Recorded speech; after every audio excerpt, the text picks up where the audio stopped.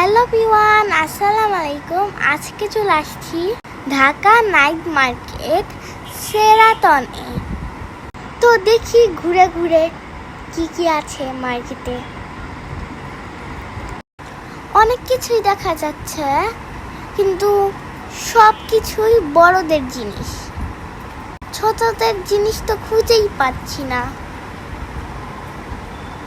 দেখি তারপরও আমার কিছু পাওয়া যায় নাকি। তো এই তো দেখে ফেলছি কিড ড্রেসেস। তো এই ড্রেসটা আমার খুব পছন্দ হয়েছে, কিন্তু আমার সাইজের না, তাই আর নিতে পারলাম না। তো মা ঘুরে ঘুরে দেখছে, মার কিছু চয়েস হলে মা নিবে। তো এখানে আমরা ফুচকা খেয়েছিলাম, বাট ওইটা ভিডিও করা হয়নি। মার এই ড্রেসটা অনেক ভালো লেগেছে, কিন্তু এটারও সাইজ নাই। So sad. তো ঘুরতে ঘুরতে দেখলাম মজার একটা গেমস চলছে। তো এই তো আমি ট্রাই করলাম, কিন্তু পারলাম না। এখন মা ট্রাই করবে। তো ফার্স্ট টাইম মায়েরটাও হয় নাই, সেকেন্ড টাইম আবার ট্রাই করছে।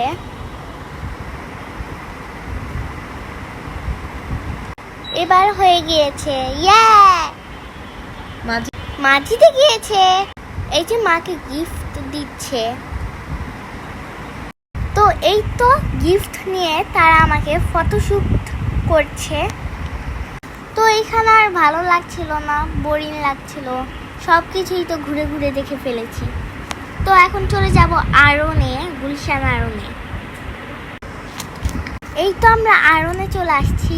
এত ভিড়, ঈদ বলে কথা। সামনে যেহেতু ঈদ, এর জন্য সবাই শপিং করতে চলে আসছে।